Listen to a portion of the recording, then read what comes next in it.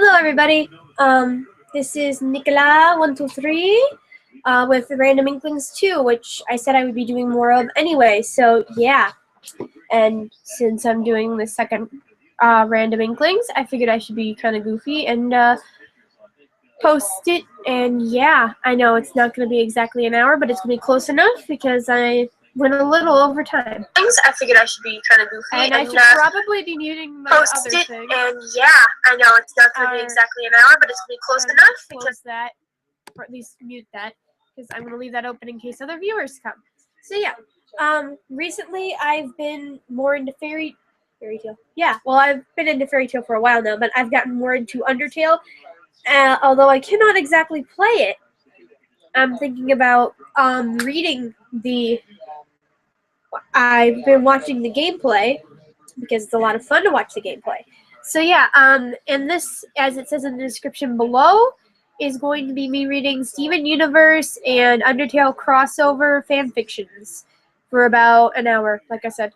So yeah, I'm going to be reading those, and I'm going to be giving all credit to the authors and stuff. As we all know, Rebecca Sugar did Steven U, and Toby Fox has done Undertale, and let's be honest, we all want to see an Undertale TV series, so give me a thumbs up if you want to see an Undertale TV series. Give me a thumbs up if you want to see a Steven Universe Undertale crossover episode. Give me a thumbs up for any of these things. So yeah, and I'm sorry that this is at this time of day. I just was like, bleh. So yeah, and I haven't been feeling well, so I apologize, Steve. I apologize profusely for my voice and for any other unpleasant noises you may hear during this broadcast. So yeah. First one we're going to start with, because even though I have not really watched the genocide route, I kind of know what the genocide route is. It's Sapphire Sands. Sapphire Sands, it takes place during the genocide route.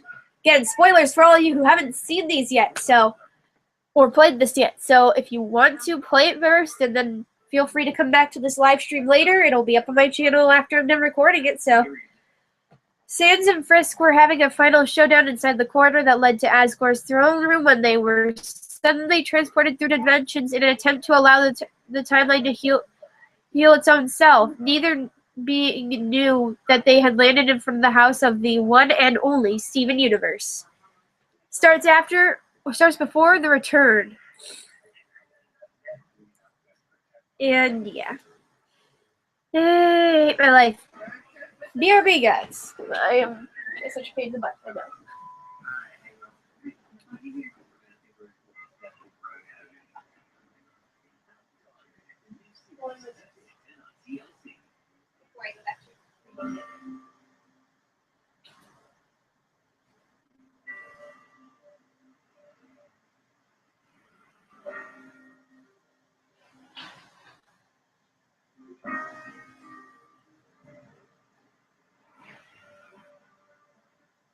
Hey, how are you? I'm okay. Okay. Watch. You should just take it out. And we've had fun. Go and this. And then you're going to be back up here. Alright. Where you want to be with. Hi, I'm back. So, yeah, I'm back to the live stream.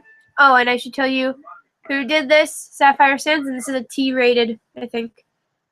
Oh, of course it's a T-rated fan fiction. And it is by a girl named Omega Frost. Now, some of these people I don't know or I haven't read before. They're fan fictions on fanfiction.net.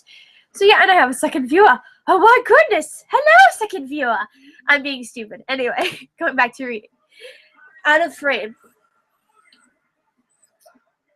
Well, let's just skip this because, that's just I don't like to read the author's notes. Okay.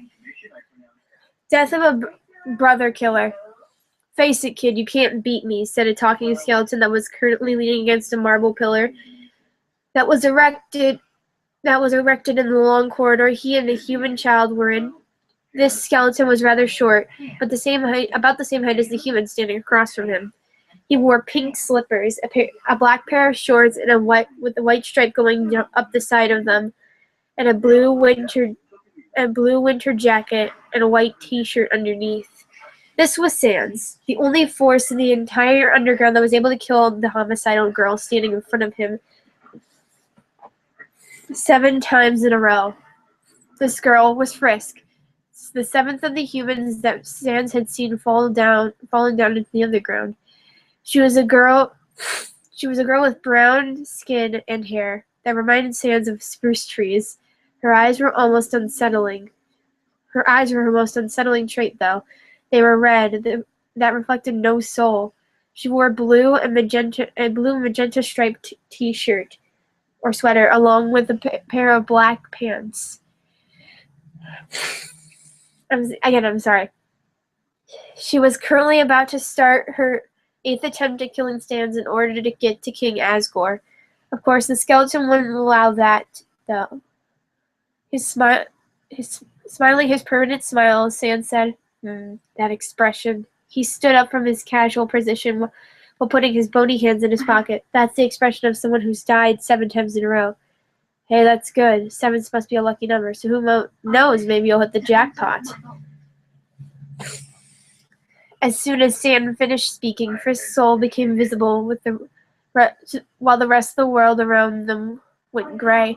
Sans' right eye socket became entirely empty black, while the left one was filled with a large glowing blue eye that seemed to be brimming with power. Insert, and I'm gonna fail probably at the name of the song. Insert Lavinia. I guess I fail at names. I'm sorry. Right away, Frisk lunged forward, slashing the real knife at Sans in another attempt to kill him. Sidestepping the slash, Sans said, "What? You expect me to just stand there and take it?" As usual, Frisk didn't say a word as Sans grabbed her in a telekinetic grip and started to slam the psychopathic child against multiple walls while forcing the bones to protrude from them after a few short moments.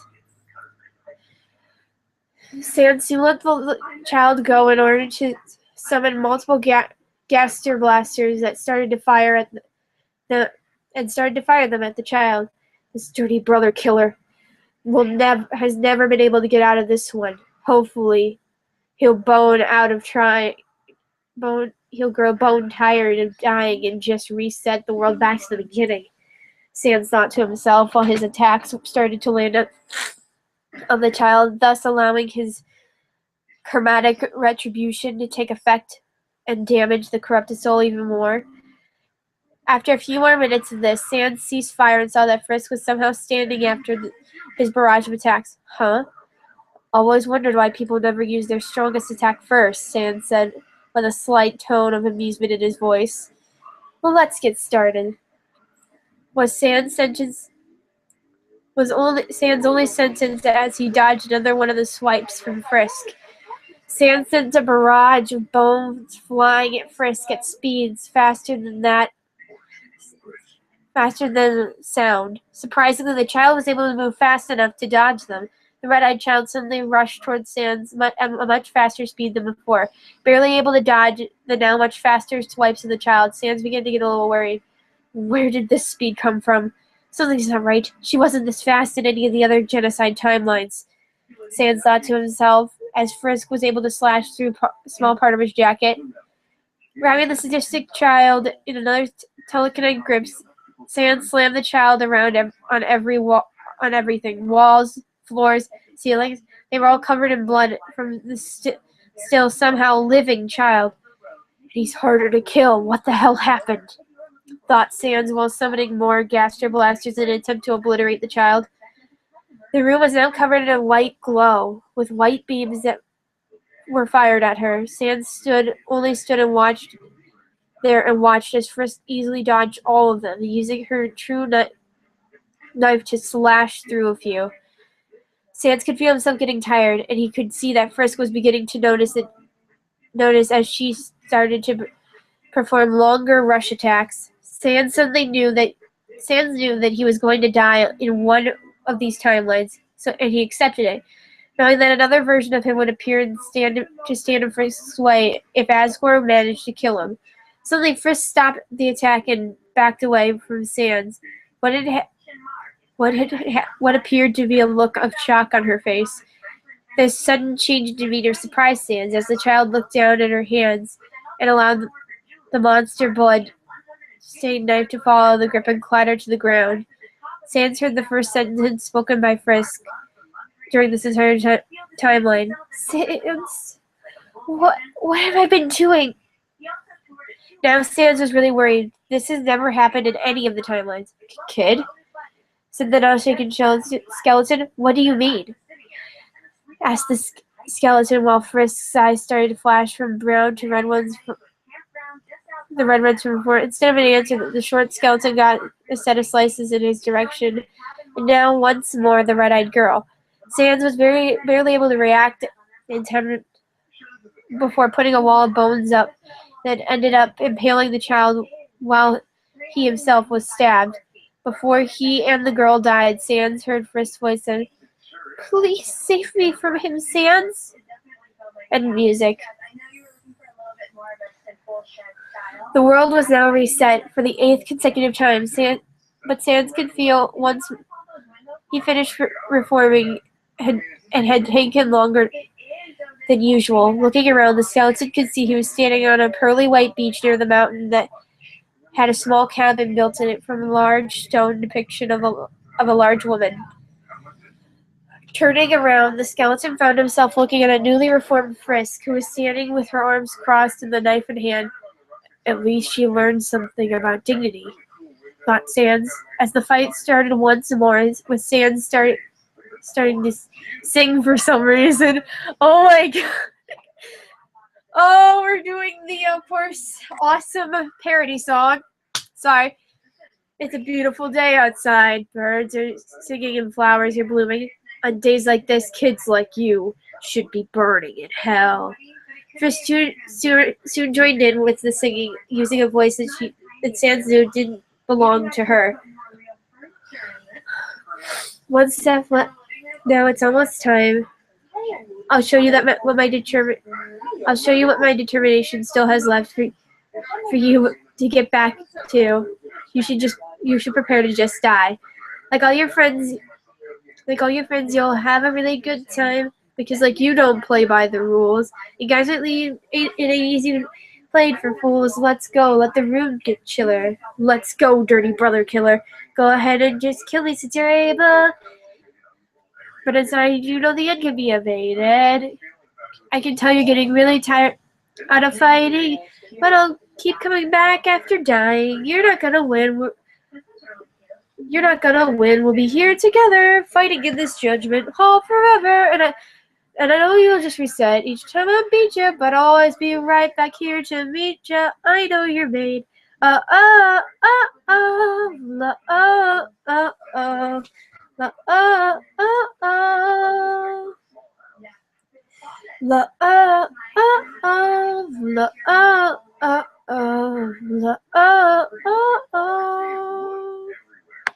Obviously, random song. If you want to look up the song, you can look it up while this live stream is going on. This is where it stops. This is how it ends. You keep telling me those words and hope that I would understand. But even if I hear you, I won't give up my attack. Can you just not see the truth, or can you not see what this all meant? Go ahead and just hit me if you're able. You should know by now that mercy's off the table. You think that you can fairly I'm some pawn, but you didn't stare right about others so you get dunked on. I made your friends all disappear, erasing all that's left. That's why I'm here. I will keep fighting. You should be dying. That is your destination. I know that you're made. But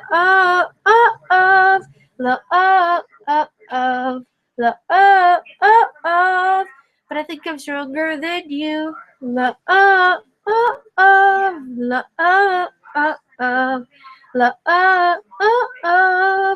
I am stronger than you.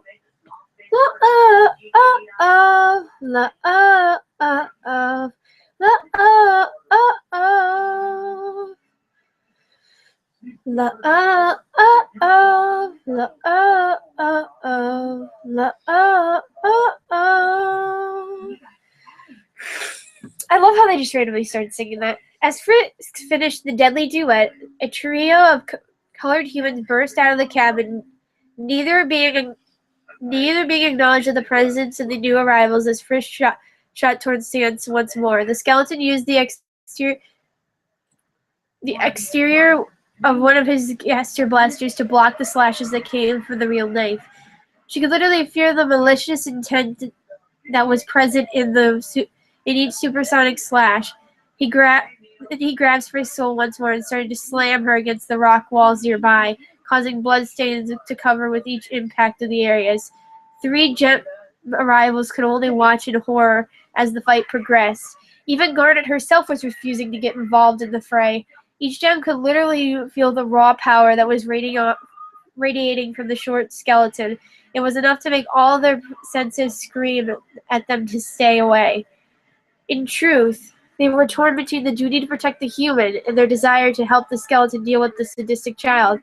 They'd heard the entire song from inside the house, their senses telling them to stay away from this extremely powerful skeleton that was now down below.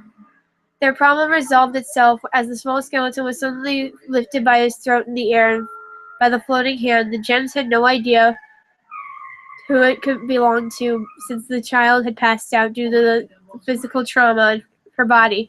Suddenly, a tall, slender shadow materialized out of nowhere in front of the smiling skeleton, causing his smile to fall into some sort of a neutral position. Sans was able to recognize the shadow and that he believed was dead. It was him. "Mystery Sans?" asked the shadow, while another one of his floating hands picked up the child by her sweater. "As much as I'd love to stay and chat, I have important things to involve this child in here, so I'm afraid I can't allow you to kill her." Sans was suddenly thrown into the rock wall with enough force to knock him out.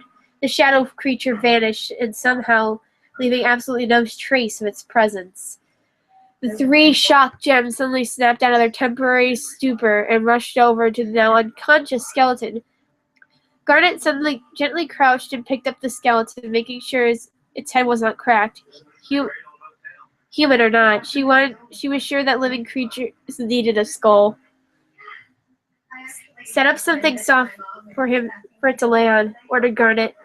As she walked her towards the house, her 2 fellow gems ran up ahead of her and into the house as to do as she said. Garnet looked at the skeleton in their arms and wondered, "Just what are you? How can you have power like that?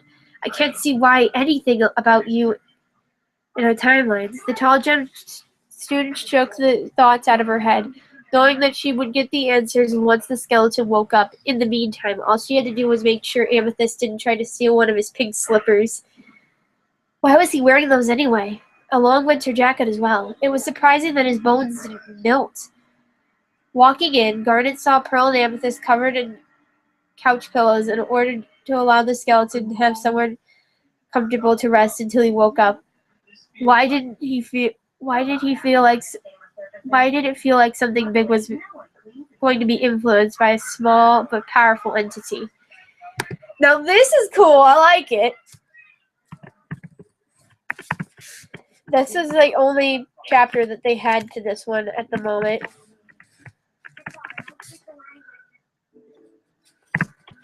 And I really want to continue reading it eventually. That was a cool story. I'm going to follow the author and the story, and yeah. So anyway, we'll move on to the next part, or the next part when that comes out. Old Friends. So this is the next story. We're reading the summaries to each of these. This is by Happy Pup 1, and it looks like it has 2 chapters. It looks like the chapters in these ones aren't that long either, so that should be a good thing. Frisk was just taking Flowey up to the surface. Normal Flowey pot AU stuff, right? But when Frisk reaches the waterfall, a mysterious pink lion arrived, carrying someone Frisk thought they'd never see again. So, the flower pot. First chapter. Old Friends. Frisk, you stepped through the broken barrier with your friends, free at last. It's late in the day, according to the setting sun on the horizon. You don't care about the time though, because you just saved the entire civilization from their prison. You were filled with determination. Hey kiddo, you turn to see Sans with his usual smile. That comedian. You roll your eyes at Kara. What? I don't trust him. He knows more than he should. You tell Carrie they don't trust anyone, so I don't trust him more than other people. You chuckle silently at your friend. Can I go home, Mom? I want to grab something I left in the underground, you asked Terrell. Well, of course, my child. Don't be long. You began running back through the underground, memories flooding back, some good ones, some bad ones. But you don't have time for remembering bad resets. You remember that you have a mission to do in the ruins. You finally made it, a patch of flowers where you fell. You stared down the hall to see if Israel was still there, or if Flowey had come back. Sadly, it was the latter. But now you're glad that you brought the flower pot with you. Frisk, what are you doing? Kara asks. You don't respond though. Your mission. You approach Flowey in hopes to talk him into coming to the surface with them. Frisk? Flowey yet finally notices you're there. What are you doing here? I thought I told you. Oh, wait, you're back to reset, aren't... No, never, you tell Flowey. His face turns to confuse him. Then what are you... He finally notices the flower part in your hands. You're kidding me, Frisk. Do you really think I'll come up with you? You're such an idiot. You know I'll just make you miserable up there. It's fine that you can't love, you tell Flowey. I know you're not interested in being friends, but you're the only one who knows what it's like. Images of bad resets flow through Flowey's mind. I know you don't want to, but please, Flowey looks away. I know I'm not Kara. I know that I'm not Kara. You sure you're not sure about what, but you think that Flowey mumbled something along the lines of, I know I'm not that dumb. But please, Flowey, I just want someone to talk. I just want someone to talk about it. You hear Flowey sigh. Frisk, I can't. Oh, come on, Flowey, lighten up a little. I wrote a song. Maybe it'll cheer you up. I've been working on this one. Here we go, another parody song by the fans. Okay, so you can listen to it on YouTube, as they say. But you have the italics of Frisk, Flowey's are underlined, and both are italics and underlined. Though we're here, we're safe and sound. It's peaceful in the underground. Though in the earth you're bound, it's peace and love in the underground. Whoa, come and sing it with me. Sing the words relate to the key. Key? If there's a pattern, just repeat after me. Though we're here, we're safe and sound. Though we're here, we're safe and sound. Now sing me, fa, me, ta. I fail at that. Now sing me, fa, me, fa, me, ti, la. It's peaceful in the underground. Yeah, that's it. But that's so easy. Yeah, but that's what's so fun about it. You should write something. You should write a song. About what? Whatever you're thinking. I guess we're already here. I guess we already know. We've all got something to fear. We've all got nowhere to go. I think you're insane, but I guess I am too. Anyone would be if they were stuck down here with you. Yeah.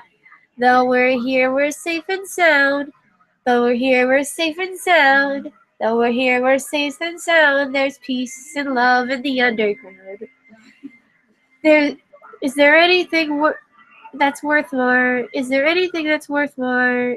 Is there anything that's worth more than peace and love in the underground?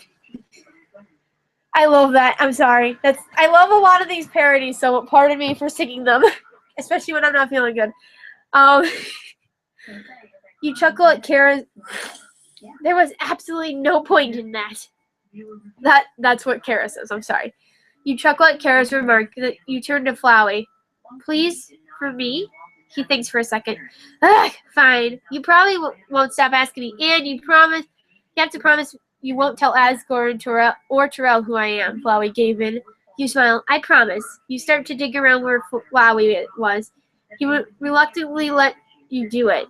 Then, when he was finally put in the pot, you heard a buzz on your phone. Hey kiddo, what's taking you so long? It was Sans.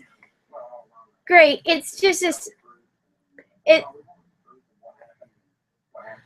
Great, is it that smiley trash bag? Flowey said annoyed. Hush, Flowey, you tell him. You aren't the god of me. You aren't the god of me. Flowey retorts. Frisk, may I? You give Kara permission to do the scary face. You turn to Flowey and Kara takes control and makes the scariest face possible. Flowey tries to get as far away as he can while he's still in the flower part. You take control to talk to Sans. Hello, Sans. I'm heading back now. Tell Mom not to worry. You tell Sans. You sure, kiddo? All right. Just be safe. You hang up and start to head back to the surface. And that was chapter 1. So now we're going to move on to chapter 2 because I have time. I'm enjoying myself too much reading these things. And now I'm going to take a quick look. There's still only 2 viewers. But hey, that's fine. I'm going to look. Hello! And I found my friend Daisy too. Hi, Daisy. Yeah. So feel free to tell me what you think of these as I continue reading. Again, this is by Happy Pup 1 on, once again, Fanfiction.net, because I've just been reading off Fanfiction.net. Stephen, an hour before at the temple. Chapter 2. Who are you? Wait, so which one's Peridot? And which one is Lapis? Connie asks. I point to Peridot, who waves. That's Peridot, and that one's Lapis. I point to Lapis, who isn't paying attention. Oh, Connie says. Stephen. I turn on Connie. What? You have too many moms. What? Before Connie could explain, a loud noise filled the room. Boom, crack, boom. What was that? Why did I sound like I was being really mean? Lapis asks. I have no idea, I suddenly reply. Suddenly the warp pad activated and Garnet, Amethyst, and Pearl came running out into the room. Garnet, what was that? I asked. I don't know. Garnet sounded surprised. She usually knew what was happening. What do you mean you don't know? Pearl asked, panicked. What's happening? Amethyst asked. The only thing I know is an explosion happened, Garnet said. Where? I asked. Mount Ebott. And I'm just going to do what the author's doing because this is funny. Dun, dun, dun! Mount Ebott? Amethyst exclaims and pauses. What's Mount Ebott? Garnet sighed. I'll tell you the story. My eyes widened in excitement. Story for Stephen! Long ago, 2 races ruled over Earth, humans and monsters. What about gems? Lapis asked. This was before the Homeworld War. Oh, wow. I just didn't got it, and I meant it was Pearl, and I don't know. This was before the Homeworld War. Pearl states. Garnet continued telling the story. One day, war broke out between the 2 races. Peridot was only pretending she wasn't listening, but she was actually really into the story. After a long battle, the humans were victorious. They sealed all the monsters underground with a magic spell, and they've been trapped ever since. Garnet, do you think it's possible? Pearl asked. It's possible. Stephen should check it out, Garnet replied. Stephen! Oh, hold on. I had to do a question. Stephen? Pearl, Amethyst, and Peridot exclaimed. Yes, Garnet said. Stephen should go with Connie and Lion and find out what that noise was. Garnet turned to me, and I kneeled to look at me. Stephen, do you think you can do this? Lion should know where to go. Or where to go from here. Be safe, okay? I nodded, determination in my eyes. Come on, Connie! I yelled as I ran outside to see where Lion ran off to this time. I'm coming! I hear her yell back. I look to see her running behind me. Time skip! We finally found Lion. For after an entire hour, who knew he could hide so well? He's a big pink lion. Lion, we needed to take me and Connie to Mount Ebott. I tell him. He looks at me and yawns and stretches out, and then lowers his back, squeaking it on. Thanks, Lion. You deserve a nap. You deserve your naps this week. Lion took off, opening a portal and jumped through it. We were excited when the portal. We were in this blue, mysterious, wet place. Lion, I groaned. You were supposed to take us to Mount Ebott, not here, wherever we are. Lion just ignores him and lays down. What do you think? Where do you think we are? Connie asked. I don't know, I replied.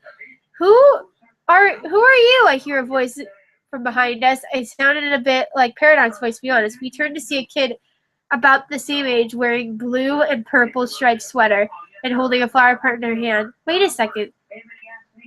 Does that flower have a face? Dun, dun, dun! That was chapter 2, but I thought this was cute.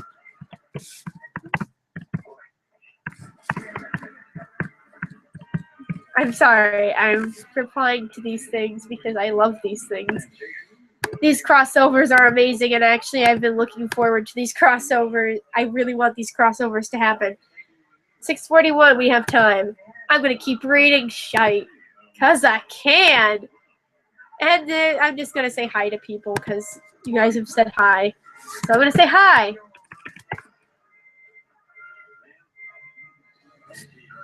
So whoever responds first, whatevs. So yeah, so that was Old Friends by Happy Pup 1. The first one was Sapphire Sands on Omega Frost by Omega Frost. And now we have Undergem. Let's read what this one is. And this one is complete. It's a humor parody. And the author of this is actually called Yours the Author. And it looks like this one isn't that long, but it's a short thing. So in which Yours the Author writes a crossover that everyone's talking about, but does it in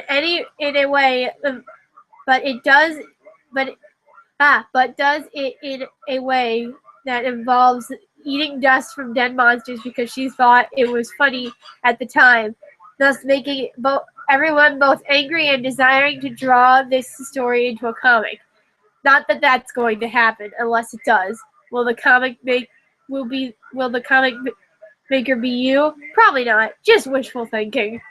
Okay, this is kind of cute. Trust me, when Jasper shows up in the show again, I'll do something like that, like what's at the end. Just you wait. Okay, so here's the beginning of the actual story, because I can. Because I'm a weird child, and I'm going to take a quick look at my random Inklings. No one responds. I'm sad. Anyway. Flower the Flower sat in the underground, looking up at a shaft of light above that had been created by one of the many recent earthquakes. Lord knows what an earthquake in the ground would look like, but no one cares about the logistics of tectonic plate shifts from the perspectives of said plates. Suddenly, someone fell from the surface and landed loudly next to Flowey. It was Jasper. Howdy, I'm Flowey the Flower! Jasper said nothing, because the imploding of the gem back into its original form apparently knocks you unconscious for a while, because of exposition. You're new to the underground, aren't you? Flowey asked, even though he knew the gem wouldn't respond. Suddenly, Jasper woke up and because plot. Ah! She shouted loudly. Suddenly, a shaft of light closed up because of convenience. Oh man! Now you'll have to travel through the whole underground so I can steal your soul. I'm cat. Jasper had rolled up back into her frustration, crushing the unnoticed flower of death. Hello! A voice called. Jasper looked up Oh, wait. No, that wasn't Flowey. Sorry. Yep. You can tell I'm not feeling good and I haven't read these stories before. Hello? A voice called. Jasper looked up to see Terrell, who had heard the commotion, to investigate. Oh, greetings, when she saw it was the gem. Are you a human? Jasper's nose lit up. The creature was tall and long dressed and seemed very maternal. Rose quartz! Jasper screamed. This is sad! No! No fair! You thought you could hide from me by covering it. You were wrong. Jasper threw herself at Terrell. Terrell screamed and threw fireballs at Jasper before running away. Dang it! Jasper fell on the floor and powdered her wrist. Foiled again! Jasper suddenly blinked at the scorch mark on the dirt from the stray fireball. Jasper swam close across the floor for further examination. It was a dark mark of ashes mixed with dirt. She looked at it and smiled and ate it. She said, no longer shouting as much. Elemental powers. Rose quartz is even more powerful than I thought. If she had learned these powers, I must find her. Jasper flipped back onto her feet and ran after Torrell. My gosh, I feel so bad for Tori. Thumbs up if you feel bad for Tori too. Yeah.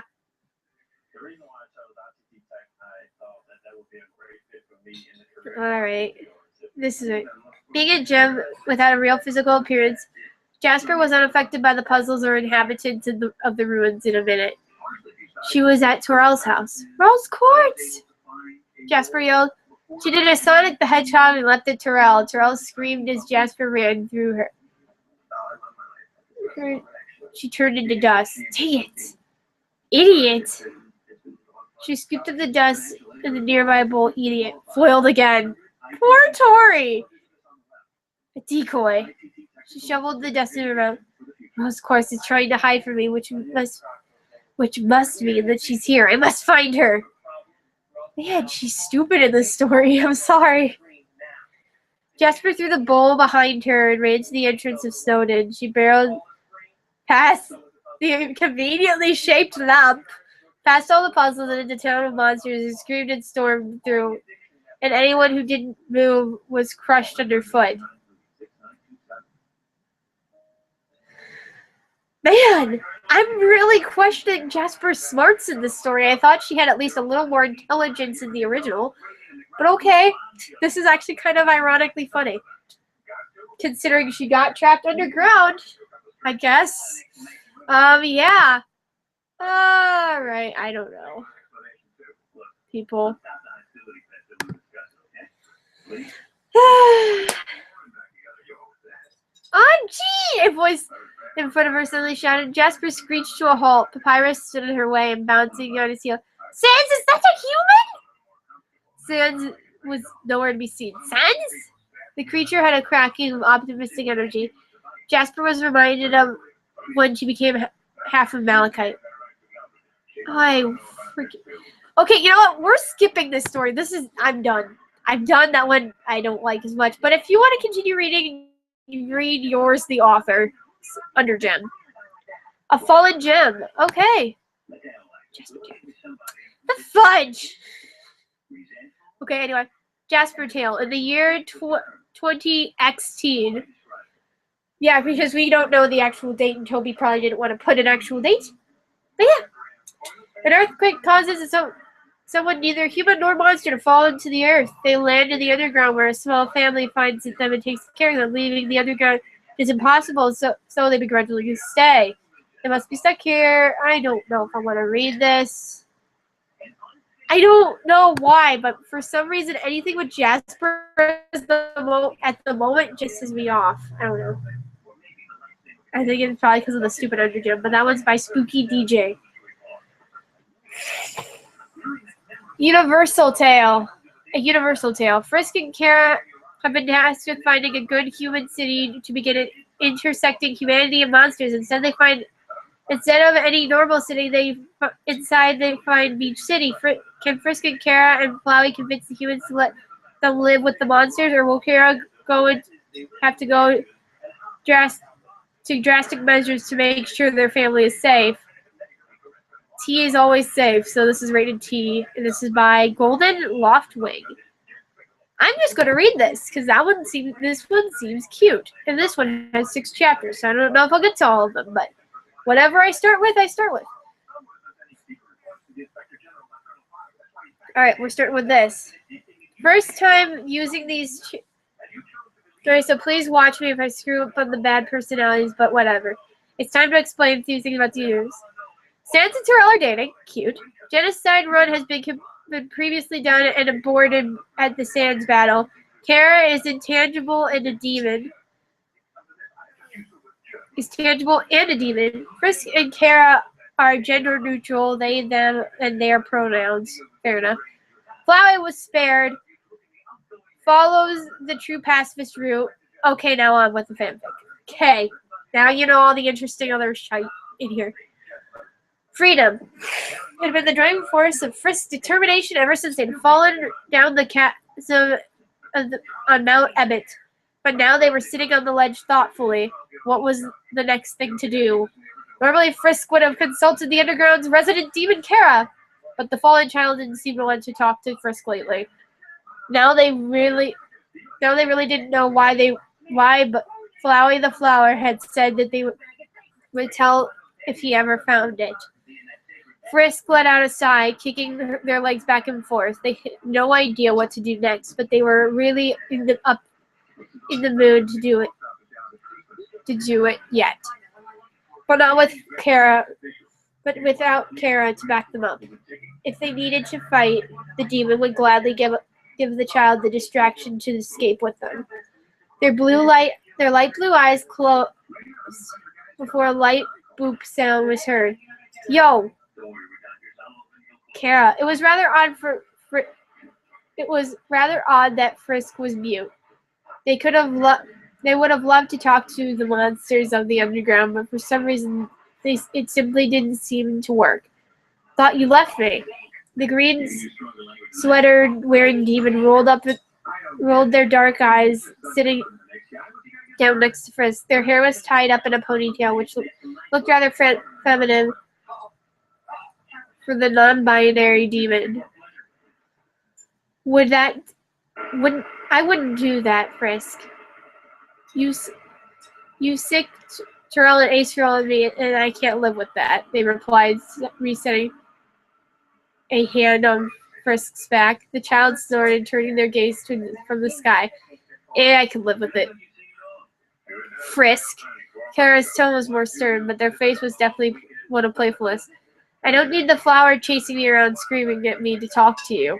They added, brushing some stray hair out of their face. The light blue sweater-wearing child rolled their eyes. I can see that now. I can see it now, they sighed, smirking. I will possess you, Kara said, red eyes narrowing. Frisk chuckled. No need for that. A pause. Oh, Kara, I've been meaning to ask you something. They trailed off. Hopefully the demon would like their plan. The demons seemed interested. Ooh, what is it? They asked, leaning towards the child. We have about 7 minutes of this. Well, more than 7 minutes, really, because I'm going to be ending this at 7:03, 7:04. So, yeah.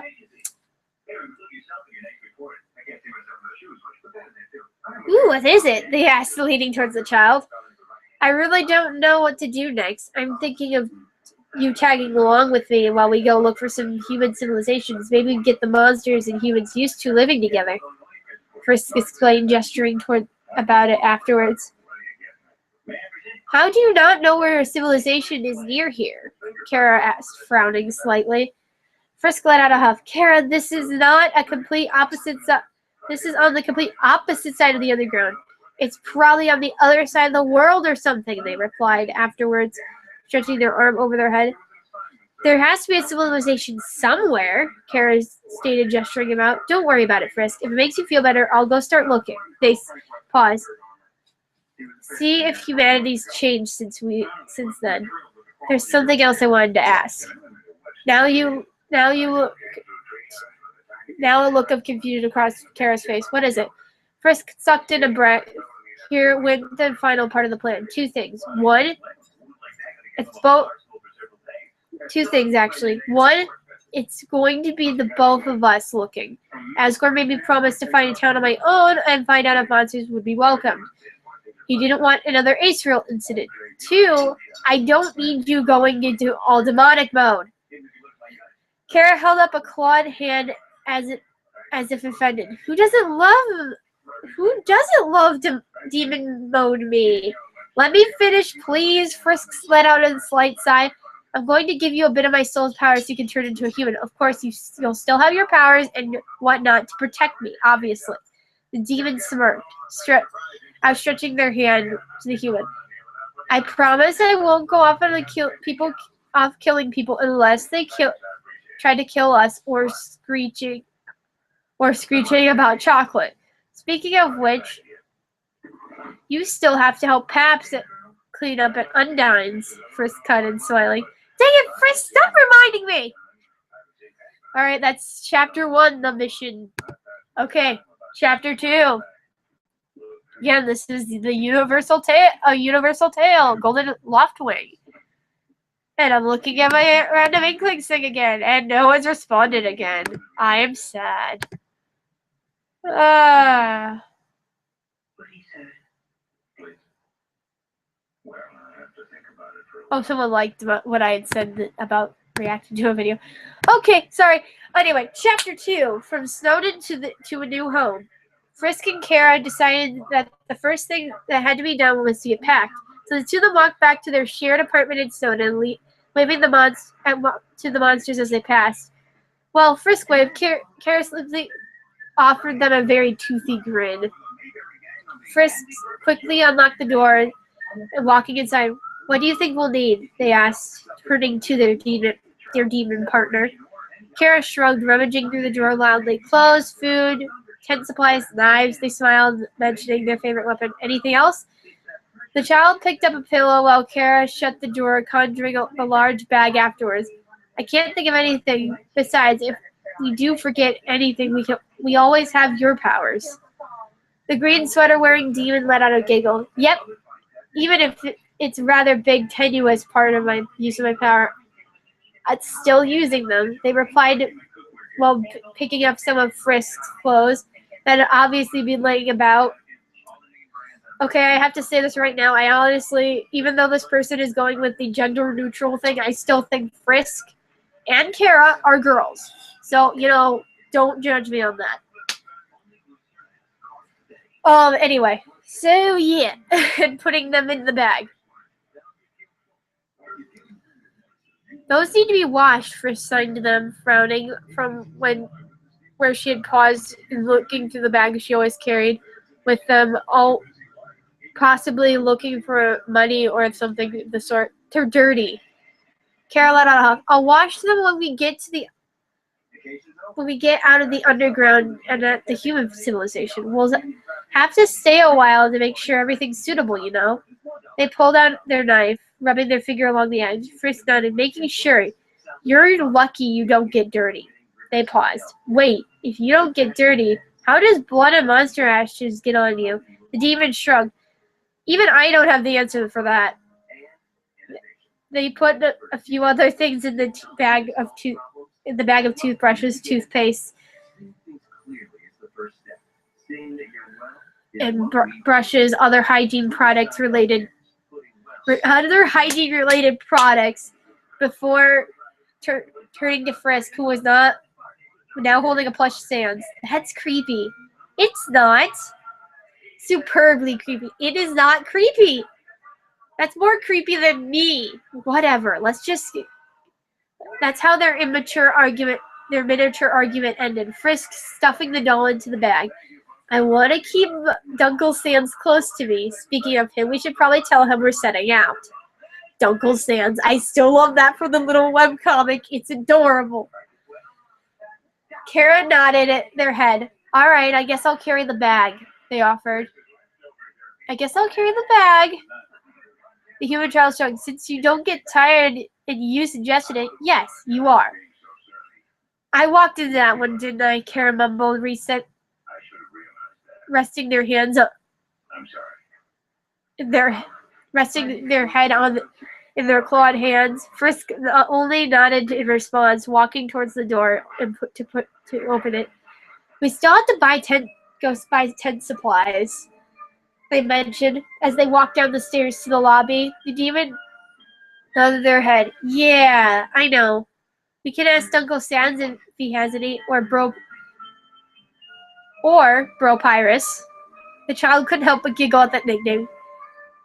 He's gonna love that nickname, Kara. I know, it's the best nickname ever, right? 8 out of 8, mate. Don't do that. The trip to the Skeleton Brothers' house was mainly done in silence, excluding a squeak from the bags. That's starting to annoy me, Frisk sighed after a while, turning back towards each other. Kara gave a shrug. It's working, they replied before pointing ahead. We're here. Frisk let out a light squeal, bolting towards the bolting ahead to knock furiously on the door. Not to mention, not a few moments later, the door opened, revealing a rather confused Tobias. Oh, hello there, Frisk! And the skeleton trailed off as Kara caught up, waving at him. Human, who's your friend? The child giggled. Pat. Meet my friend Kara. My friend? Yeah, Kara. They introduced, gesturing to the demon in question. Hello! Kara chirped, giving a small bow. It's an honor to meet the great Papyrus in person. And we have about 2 minutes, guys, so I'm going to try to finish up this chapter. Yeah. And that'll be the end of this. So that'll be sad, but it's the truth. It's here. But yeah, again, before I continue, I'm just remembering where I'm at real fast. Okay.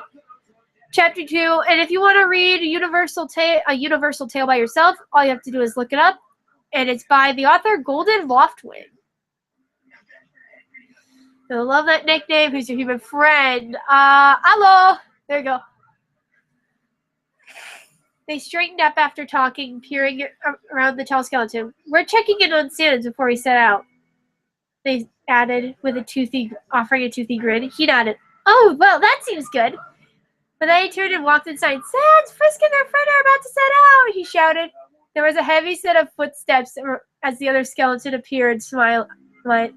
Although he did look as if he'd been sleeping. Okay, don't get hurt out there, you hear? He walked over and ruffled Frisk's hair, who giggled in response. Don't worry, Uncle Sans, we will. They paused. Can I bring Flowey along? They asked, light blue eyes widening. Sans slowly shrugged, eyeing Kara worriedly. Sure, I guess he could use some sun, him being a sunflower after all. Kara swore that they had heard that a beat play in the background, which was covered by Papyrus screeching his brother raised. Sans, I disown you! Don't you mean you just boned me? Sans! Sorry, bro, can't help myself.